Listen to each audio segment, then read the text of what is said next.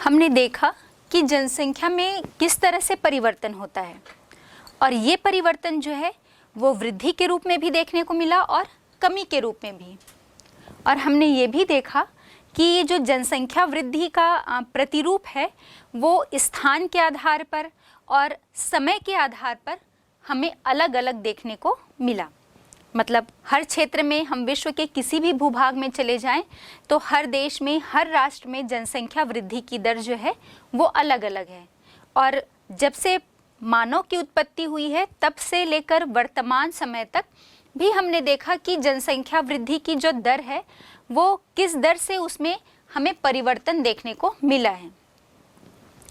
अब हम जब बात कर रहे हैं कि जनसंख्या जो है वो परिवर्तित होती है तो इसी संदर्भ में हम देखते हैं जो हमने समय के अनुसार बात की, और यदि हम क्षेत्रीय आधार पर भी बात करें, स्थान के भी आधार पर, तो कोई ग्रामीण क्षेत्र या कोई पिछड़ी अर्थव्यवस्था वाला जो देश होता है वहाँ पर हम देखते हैं कि वहाँ की जो जनसंख्या वृद्धि है वो हमें धीमी गति से मिलती है। दोनों ही हो सकता है। कारण ये कि प्राकृतिक वृद्धि जो है, जब हम प्राकृतिक वृद्धि की बात करते हैं तो वहाँ पर हमें उच्च जन्म दर मिलता है और उच्च मृत्यु दर, क्योंकि प्रारंभ में वो अर्थव्यवस्था जब ग्रामीण अर्थव्यवस्था है वहाँ पर शिक्षा का उतना अधिक विस्तार नहीं हुआ होता है, ना ही किसी प्रकार की टेक्नोलॉजी विकसित होती है। तो हम देखते हैं कि चूँकि लोग कृषि से बहुत अधिक जुड़े हुए होते हैं तो उसमें ये मेंटालिटी होती है वहाँ पर की जनसंख्या में, वहाँ रहने वाले व्यक्तियों में, कि वो ज़्यादा से ज़्यादा, चूँकि कृषि के लिए हमको बहुत अधिक हैंड चाहिए, श्रम की आवश्यकता होती है, तो ये जो समाज है वो जन्म दर को उच्च रखता है, या हम ये कहें कि इस समाज में, इस खेतीहर समाज में हमें उच्च जन्म दर मिलता है। और चूँकि शिक्षा का विस्तार नहीं है, स्वास्थ्य सुविधाओं का उतना अधिक विस्तार नहीं हुआ होता, इसलिए हम देखते हैं कि इस प्रकार के समाज में हमें मृत्यु दर भी, डेथ रेट भी हमें बहुत हाई मिलती है या उच्च मृत्यु दर मिलती है। लोग पैदा होते समय, मतलब जन्म के ही समय बहुत मृत्यु हो जाती है, चाहे हम माता की कहें या शिशु की कहें, उचित स्वास्थ्य सुविधाओं के अभाव में, या जो बीमारियां घेर लेती हैं कुपोषण के अभाव में, अकाल, महामारी, इस टाइप की जो सिचुएशन आती है उसमें उचित स्वास्थ्य सुविधाएं नहीं मिलने के कारण बहुत लोग जो हैं वो मृत्यु के शिकार हो जाते हैं। इसी कारण से मृत्यु दर भी हमें उच्च मिलती है। लेकिन जैसे जैसे वो समाज, ऐसा तो नहीं है कि समय तो परिवर्तनशील है, वो समाज भी कांस्टेंट रहे, ऐसा नहीं है, वो भी विकास की अलग अलग अवस्थाओं को प्राप्त करता है। और इन अवस्थाओं से गुजरते हुए हम देखते हैं कि जैसे हम यदि अपने मानव के इतिहास की ही बात करें तो जब से आदि मानव या वनमानुष के युग से आज वर्तमान सभ्य समाज की ओर जो हम बढ़ रहे हैं तो हम देखते हैं कि हमने अलग अलग विकास की अवस्थाओं को पार किया है और तब हम इस अवस्था पर पहुँचे हैं। तो हम एक पिछड़ी अर्थव्यवस्था से एक विकसित अर्थव्यवस्था तक की बात करते हैं तो इनके बीच की जो स्थिति होती है उसे हम संक्रमण कहते हैं। मतलब हम बहुत ज़्यादा पिछड़ी अर्थव्यवस्था में हैं और एक समाज जो है वो बहुत विकसित अर्थव्यवस्था में है। तो ऐसा तो नहीं है कि कोई समाज जो है वो एकदम जंप लगाकर विकसित अर्थव्यवस्था में पहुंच जाए।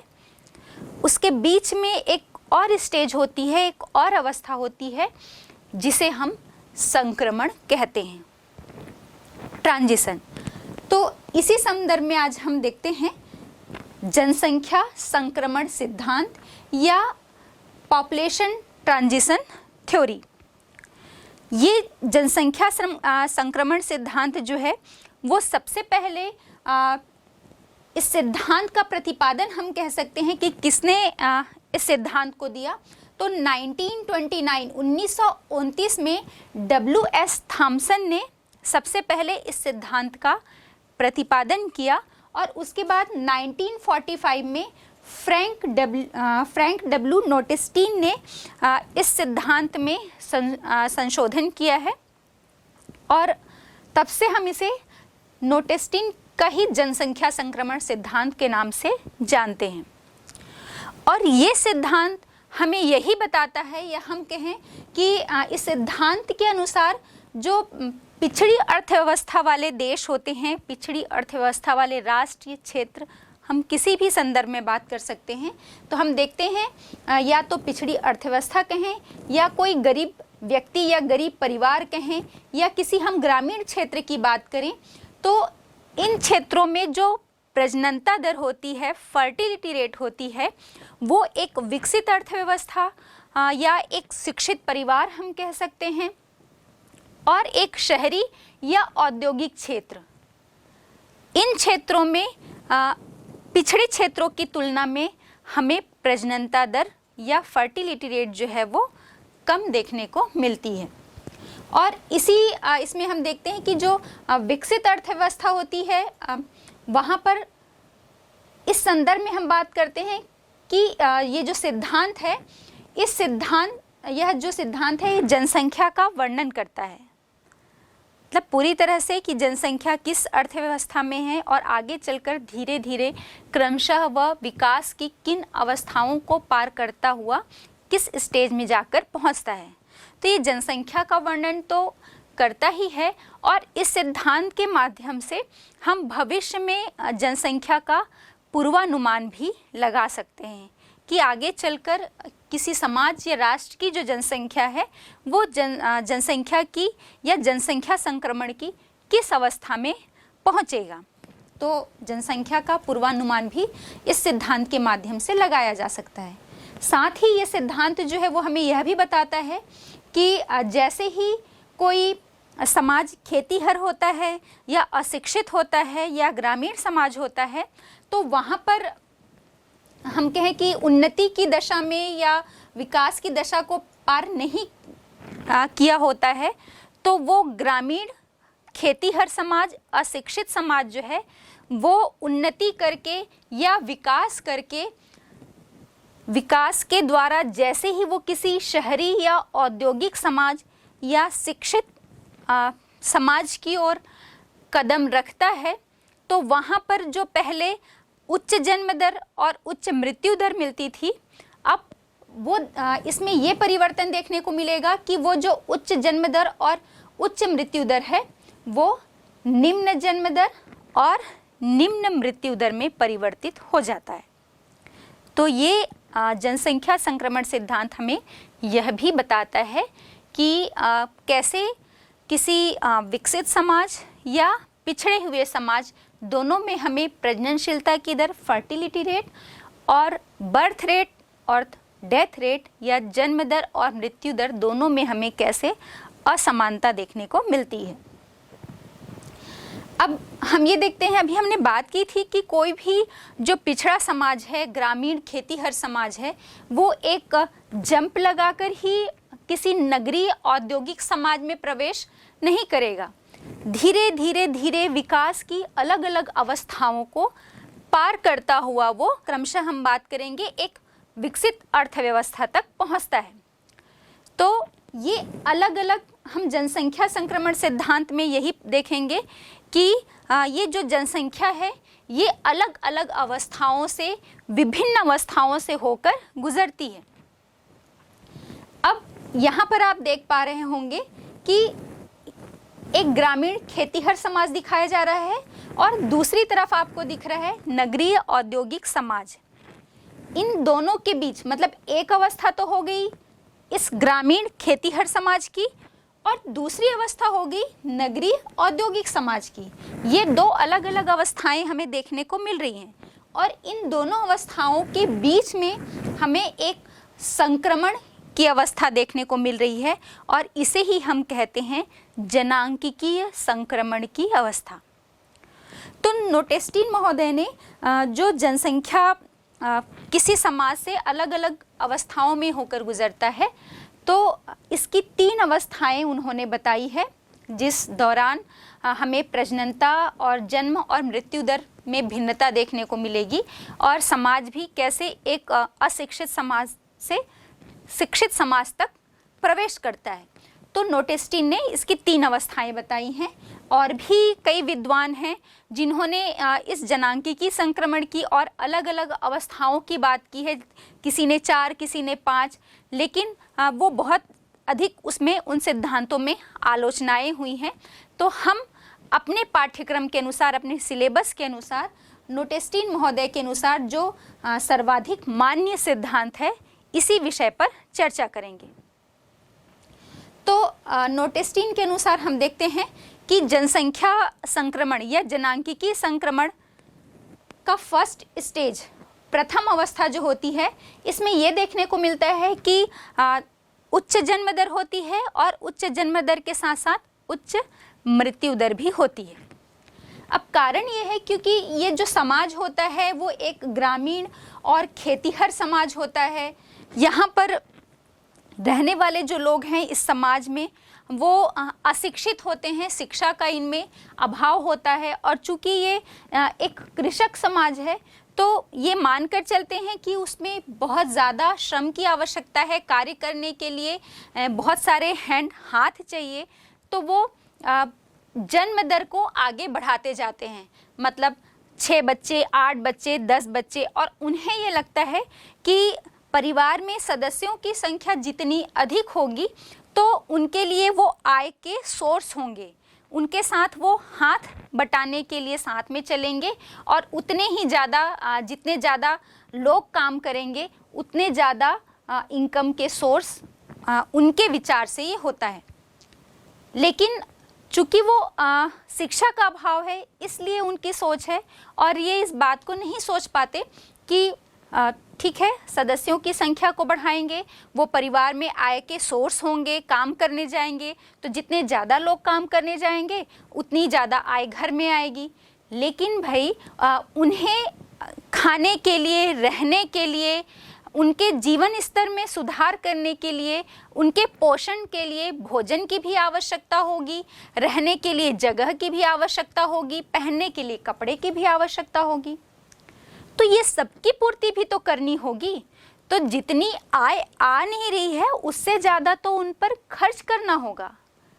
और इसी कारण से हम देखते हैं कि वो उनकी शिक्षा पर ध्यान नहीं दे पाते क्योंकि घर में पैसे लाना बहुत आवश्यक हो जाता है उनके पालन पोषण के लिए, और वो अशिक्षित रह जाते हैं। और जितना पोषण उन्हें, जो जीवन स्तर उन्हें मिलना चाहिए वो जीवन स्तर उन्हें नहीं मिल पाता। तो ये जो समाज होता है, जो फर्स्ट स्टेज में होता है, ये एक पिछड़ी अर्थव्यवस्था वाला और ग्रामीण समाज जिसमें असुविधाएं अधिक मिलती हैं, एक अशिक्षित समाज होता है। यहाँ पर किसी भी उन्नत जो हम टेक्नोलॉजी की बात करते हैं, कोई भी प्रौद्योगिकी जो है वो विकसित नहीं हो पाती। तो ये फर्स्ट स्टेज होता है। और चूँकि यहाँ पर स्वास्थ्य सुविधाएं जो है वो कम होती हैं, उनका भी अभाव होता है, इसलिए इस अवस्था में या इस समाज में जो इस अवस्था में जो समाज रह रहे हैं वहाँ के लोगों में जीवन प्रत्याशा भी कम मिलती है। और जीवन प्रत्याशा कम मिलती है इसलिए नेचुरली है कि वहाँ पर डेथ रेट या मृत्यु दर भी अधिक देखने को मिलती है। तो यही कारण है कि फर्स्ट स्टेज जो होता है वहाँ पर उच्च जन्म दर और उच्च मृत्यु दर मिलती है। अब हम लगभग 200 वर्ष पूर्व के समय की बात करें तो हम ये देखेंगे कि विश्व के लगभग सभी देश जो हैं वो इसी अवस्था में थे। लेकिन अभी हम वर्तमान समय में देखें तो हम ये देखेंगे कि जो बांग्लादेश है ना, और बांग्लादेश के साथ ही साथ जितने जो भूमध्य रेखीय क्षेत्र के जो आदिवासी प्रधान क्षेत्र हैं वो सभी इसी अवस्था से होकर अभी गुजर रहे हैं। दूसरा स्टेज, सेकेंड स्टेज या दूसरी अवस्था हम बात करें तो ये ऐसी अवस्था है जिसमें जब ये अवस्था शुरुआती दौर में होती है, शुरुआती अवस्था इसकी होती है, तो हम देखेंगे यहाँ पर हाई बर्थ रेट मिलता है, मतलब उच्च जन्म दर मिलता है। लेकिन जैसे जैसे समय बीतता जाता है तो जन्म दर में कमी आती जाती है। क्यों कमी आती जाती है? कि समय के गुजरने के बाद जन्म दर भी कम हो रहा है और मृत्यु दर भी कम हो रहा है। हमने देखा था कि पहले वाला जो स्टेज था वो एक पूर्ण रूप से अशिक्षित, मतलब जिसमें शिक्षा का अभाव मिल रहा था, प्रौद्योगिकी बिल्कुल नहीं थी और पूर्ण रूप से एक खेतीहर समाज था। ये समाज जो है वो अब धीरे धीरे विकास की ओर आगे बढ़ रहा है और सेकंड स्टेज में यही समाज जो है वो दूसरी अवस्था में ही प्रवेश कर रहा है। और जैसे ही ये दूसरी अवस्था में प्रवेश करता है तो इसका मतलब ये है कि इस समाज में अब शिक्षा का स्तर जो है वो पहले जो एकदम अशिक्षित लोग रहते थे, अब यहाँ पर शिक्षा का स्तर बढ़ रहा है, शिक्षा का प्रचार प्रसार हो रहा है। और साथ ही साथ यहाँ पर हम देखेंगे कि जो खेतीहर है, या हम खेतीहर समाज की ही बात कर रहे हैं, तो कृषि से संबंधित जो विकास है वो यहाँ पर देखने को मिलेंगी। मतलब कृषि में उन्नत उपकरण, आधुनिक उपकरण की बात होगी। और जब हम आधुनिक तरीके से कृषि करना सीख जाएंगे तो नेचुरली है कि हम प्रोडक्शन को बढ़ाएंगे, उत्पादन बढ़ाएंगे। उत्पादन बढ़ेगा तो हमारी आय भी बढ़ेगी और आय बढ़ने से हम उस आय को अपने परिवार के लोगों के जीवन स्तर को बढ़ाने में उपयोग कर सकते हैं, उनकी शिक्षा की तरफ ध्यान दे सकते हैं, हम उनकी स्वास्थ्य सुविधाओं की तरफ भी ध्यान दे सकते हैं। तो यही होता है कि जैसे जैसे फर्स्ट स्टेज या प्रथम अवस्था का जो समाज है वो विकास की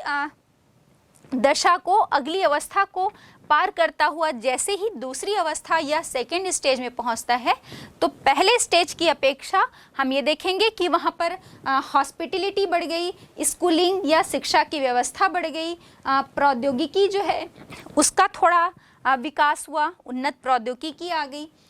तब हम देख रहे हैं कि इसके कारण वहाँ पर हमें जन्म दर जो है पहले प्रारंभिक अवस्था में तो बहुत ऊंची जन्म दर मिली थी, अब धीरे धीरे वो जन्म दर जो है वो उसका प्रतिशत घट रहा है और वो जन्म दर निम्न जन्म दर की ओर आगे बढ़ रही है। तो इस सेकेंड स्टेज के अंतिम अवस्था तक आते आते हम ये देखते हैं कि यहाँ पर मृत्यु दर में तो कमी आती ही है स्वास्थ्य सुविधाओं के विस्तार के कारण, क्योंकि लोगों की जो जीवन प्रत्याशा है वो क्रमशः बढ़ती जाती है और साथ ही साथ लोगों में जागरूकता आती है, जिसके कारण जन्म दर भी जो है वो कम होता जाता है। अब वर्तमान समय में हम बात करें कि भाई हमारे विश्व के कौन कौन से जो देश हैं वो इस अवस्था में हैं, तो विश्व के लगभग सभी देश ऐसे कौन से विकासशील जो देश हैं, तो विश्व के पूरे विकासशील देश अभी इसी अवस्था से होकर गुजर रहे हैं। जैसे कि आपका पेरू हो गया, केन्या की हम बात करें, श्रीलंका की बात करें, और इसके साथ ही हमारा भारत भी जो है वो अभी इसी जनांकीय संक्रमण की दूसरी अवस्था से ही गुजर रहा है। अब हम क्रमशः तीसरी अवस्था की ओर बढ़ते हैं, जनांकीय संक्रमण की तीसरी अवस्था। तो ये संक्रमण की तीसरी और अंतिम अवस्था है। यहाँ पर हम देखेंगे कि जो बर्थ रेट है और डेथ रेट, BR और DR, जन्म दर और मृत्यु दर, दोनों ही बहुत ही कम हो जाती है, निम्न मिलेगी, और इसके साथ जनसंख्या या तो बहुत कम हो जाएगी या फिर जो है स्थिर अवस्था में पहुंच जाएगी, या अगर मिलेगी भी इसमें वृद्धि तो ये बहुत मंद वृद्धि की अवस्था हमें देखने को मिलेगी, क्योंकि जन्म दर और मृत्यु दर दोनों में ही बहुत गिरावट आ गई है, दोनों ही जो है वो बहुत निम्न है। और इसका कारण ये है कि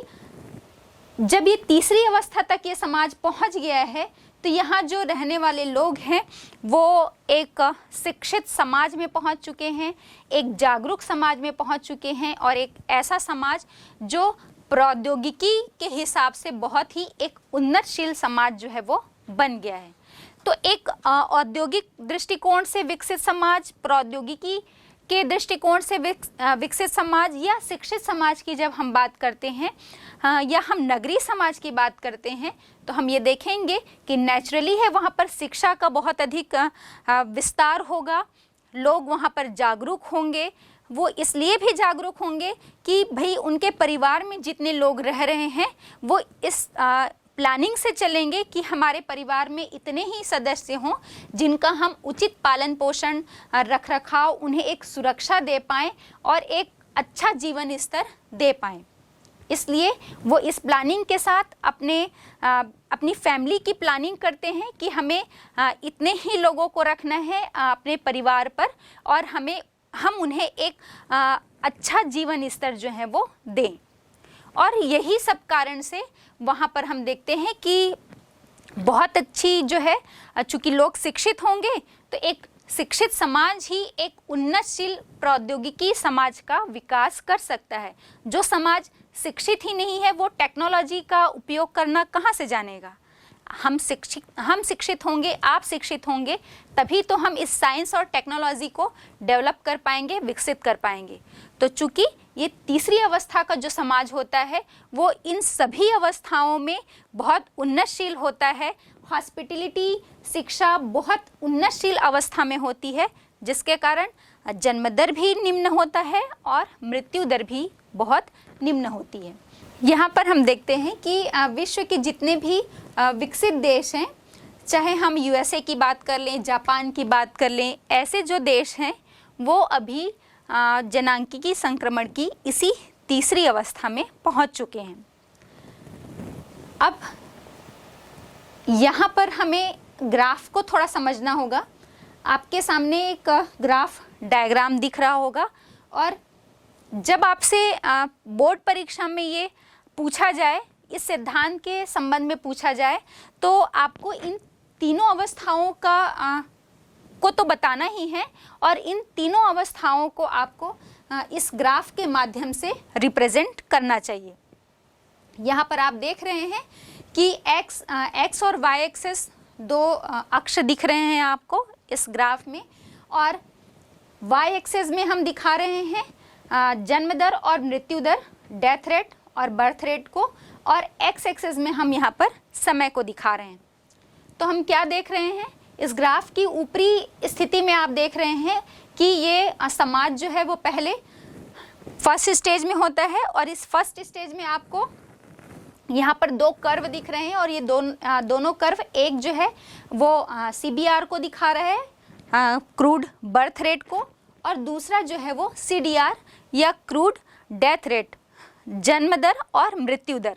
दोनों को ये दोनों कर्व दिखा रहे हैं। और यहाँ देख रहे हैं हम कि जब समाज फर्स्ट स्टेज में है तो ये दोनों कर्व जो हैं ये बहुत ऊपर हैं, इनकी दर जो है वो ऊपर है, वैल्यू अधिक को दिखा रहा है, मतलब उच्च जन्म दर भी मिल रहा है और उच्च मृत्यु दर भी मिल रही है। फिर जैसे जैसे समाज जो है दूसरे स्टेज में प्रवेश करता है, दूसरी अवस्था में, तो हम यहाँ देख रहे हैं कि पहले तो जो बर्थ रेट वाला कर्व है वो थोड़ा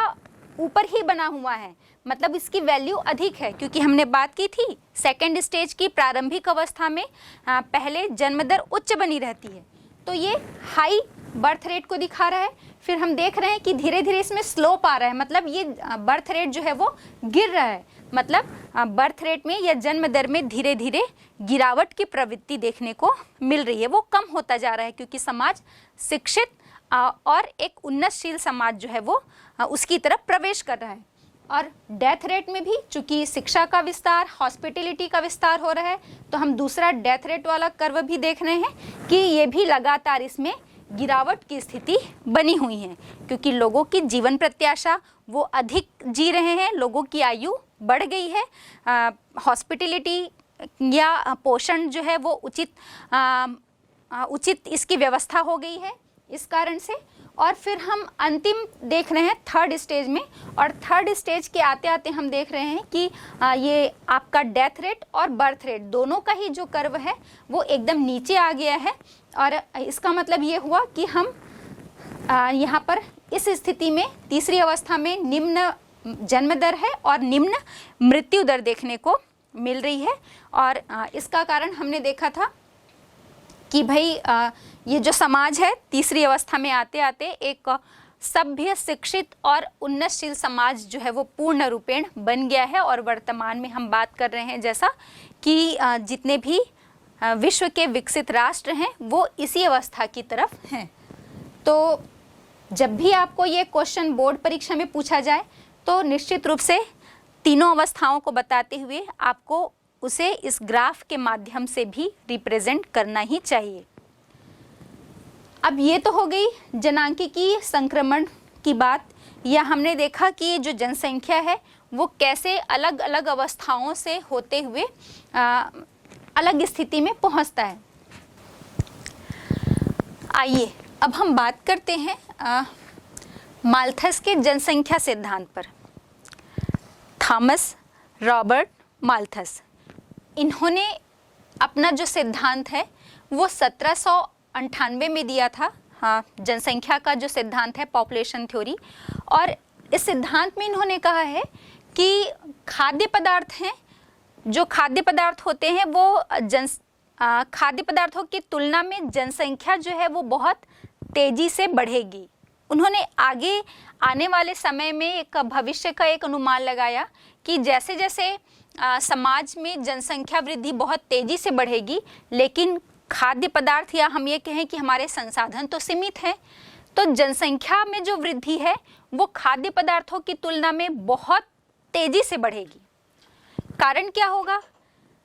कि खाद्य पदार्थ में उतनी तेजी से बढ़ोतरी नहीं हो रही है, लेकिन जनसंख्या में बहुत अधिक तेजी से वृद्धि हो रही है। तो इसका कारण अकाल, महामारी और अलग अलग टाइप की जो बीमारियां हैं उसके रूप में ये और उसके कारण अकाल, बीमारी हमने बात की। और चूंकि खाद्य पदार्थ तो सबकी आवश्यकता है, सबके जीवन के लिए आवश्यक है, अनिवार्य है, तो इसके लिए सब में आपस में युद्ध, तो अकाल, महामारी और युद्ध की स्थिति जो है वो बनेगी। और ये सब जब अचानक से घेरेंगे तो इसके कारण जनसंख्या में प्राकृतिक रूप से अचानक जो है वो गिरावट आ जाएगी। सीधे से इसको पहले समझ लेते हैं। भाई जनसंख्या में किसी भी समाज की बात हो रही है, बहुत तेजी से वृद्धि हो रही है, लेकिन संसाधन सीमित हैं और उस मात्रा में खाद्य पदार्थ जो हैं वो उतनी अधिक तेजी से नहीं बढ़े। तो सबको खाद्य पदार्थ की आपूर्ति नहीं हो पा रही है। इसके कारण बहुत सारे लोग अकाल से मर जाएंगे, महामारियां घेर लेंगी और साथ ही साथ भोजन के लिए आपस में एक दूसरे से युद्ध भी होगा। वर्चस्व स्थापित करने के लिए एक दूसरे में आपस में युद्ध में वो भिड़ जाएंगे। और ये अकाल, महामारी और युद्ध के कारण ही ये देखेंगे कि लोग जो है उसमें मारे जाएंगे, मृत्यु दर जो है वो बहुत तेजी से बढ़ेगी और इसके कारण फिर देखा जाएगा कि जनसंख्या में अचानक तेजी से जो है वो गिरावट आ जाएगी। तो माल्थस का कहना था कि जो प्रकृति में जनसंख्या की वृद्धि होती है, या हम कहें कि प्राकृतिक रूप से जनसंख्या में बढ़ोतरी हो रही है, तो उसे